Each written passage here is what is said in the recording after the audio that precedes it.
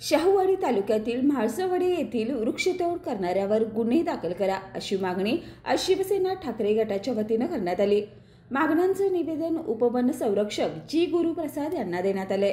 उपवन संरक्षण कोल्हापूर यांना म्हाळसवाडी तालुका ज्या मोठ्या प्रमाणात झाडांची कत्तल झालेली आहे त्या संदर्भात शिवसेना उद्धव बाळासाहेब ठाकरे या पक्षाच्या वतीने आम्ही निवेदन दिलेलं आहे। त्यांना आम्ही इशारा दिला आहे की त्यांच्या म्हणण्याप्रमाणे 300 ते 400 झाडांची परवानगी घेतली होती, पण आमचा आरोप आहे तिथं साधारण 900 झाडं तोडलेली आहेत आणि चांगल्या किमतीची ती तोडता कामा नाहीत, तोडू नये असा एक कायदा असताना सुद्धा संबंधित ठेकेदारी झाडं तोडलेली आहेत। ती झाडं तोडताना त्यांच्या गुन्हा दाखल करणं गरजेचं होतं, त्यांची मशिनरी जप्त करणं गरजेचं होतं, पण तिथले काही त्यांचे अधिकारी तिथले कर्मचारी आणि ठेकेदार संगनमतांमुळे अक्षरशः जंगलाची कत्तल केलेली आहे। एकीकडे तुम्ही सांगताय लहान मुलांना शाळेतनं बोर्ड देताय झाडे लावा, झाडे जगवा, पर्यावरण जगवा। ह्या अशा लोकांचं पर्यावरण जगणार नसेल आणि कत्तल होणं असेल तर भविष्यात कोल्हापूरकरांनी आता ह्या लोकांना विश्वास न ठेवता कोल्हापुरी पायतान घेऊन हातात उचललं पाहिजे अशी माझी अपेक्षा आहे। नाही तर भविष्यामध्ये पुढची पिढी आपल्याला माफ नाही करणार आणि मग जनावरं गावात आली इकडे आली कशी येणार नाहीत, येणार ना, त्यांना तिथे काय मिळत येणार ना। ह्याला मूळ फक्त भ्रष्टाचार आहे। आज तहसीलदार दिलेल्या अहवालात जवळजवळ 800 ते 900 झाडं म्हटलेली आहेत, ह्यांचा अहवाल म्हणतोय 300 झाडं। खरं कोण खोटं कोण? हे म्हणतात नाही आम्हाला बाबा ते गावरान आहे ते त्यांचा अधिकार नाही आहे। एकदा जिल्हाधिकारी स्पष्ट करणं गरजेचं आहे येडगे साहेबांनी की गायरांमध्ये तुमचा अधिकार आहे की नाही आहे, फॉरेस्टच्या अधिकाऱ्यांमध्ये तुमचा अधिकार नाही आहे, नेमकं काय हे प्रशासकीय लेवलला संपवायला पाहिजे। गणेश नाईक वनमंत्री आहेत, त्यांचे वरिष्ठ अधिकारी आहेत, शिवसेनेने यांना सांगितलेलं आहे कोणत्याही कारवाई केली आज त्यांनी आम्हाला आश्वासन दिलेलं आहे ती कारवाई करणार आहेत म्हणून गुन्हा नोंद करा अशी आमची मागणी आहे। त्याची मशिनरी जप्त करा, तिथं कोणत्याही ठेकेदाराची नुसते 11 लाख 11.5 लाख रुपये दंड केला यात समाधान नाही आहे।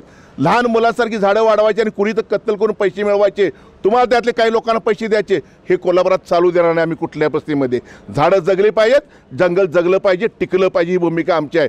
तुम्ही इथं आलेला जंगल टिकवायला आलात, जंगल पेटवायला किंवा जंगल संपवायला इथं आलेलं नाही आहेत असा आम्ही आरोप त्यांच्यावर केलेला आहे। त्यांनी मान्य केलं आहे की कुठल्या मी स्वतः त्यात चौकशी करतो आणि जे जे दोषी आहेत त्यांच्या गुन्हा नोंद करतो आणि आमचे जर काही अधिकारी असतील तर त्या दोषी आढळतं त्यांना निलंबित करतो असं आम्हाला तिने आश्वासन दिलं आहे। त्याची वाट पाहतोय आम्ही। भविष्यात ह्यांच्या विरोधात आम्ही रस्त्यावर उतरल्याशिवाय गप्प बसणार नाही आहोत। दंड केला म्हणून वन विभाग जर आपल्याला कारण देत असेल तर वन विभाग यात दोषी आहे असं वाटतंय आपल्याला? नाही, वन विभागाचे अधिकारी दोषी असल्याशिवाय हे होऊच शकत नाही। कोणी पण जर जंगलात एक साधा सर्वसामान्य आपल्या जर लोक जर गायरानातली आपली गोरगरीब गेली काटक्यात गोळा करायला जळायला त्यांच्यावर तुम्ही गुन्हा दाखल करताय आणि एवढी मोठी कत्तल होऊन तुम्ही म्हणताय तुमचा संबंध नाही म्हणून।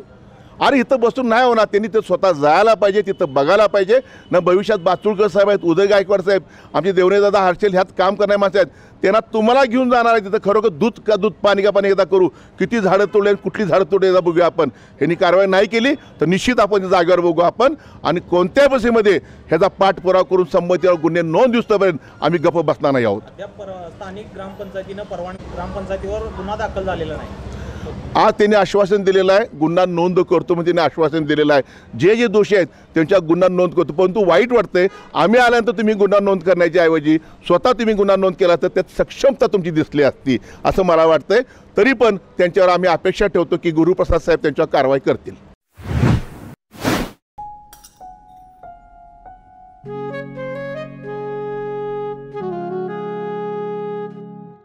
बाबा आज येताना बासुंदी घेऊन या ना।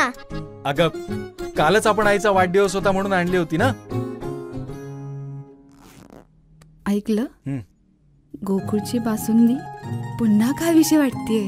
खरं सांगू मलाही खावीशी वाटतेय। पुन्हा पुन्हा खावीशी वाटणारी गोकुळ बासुंदी।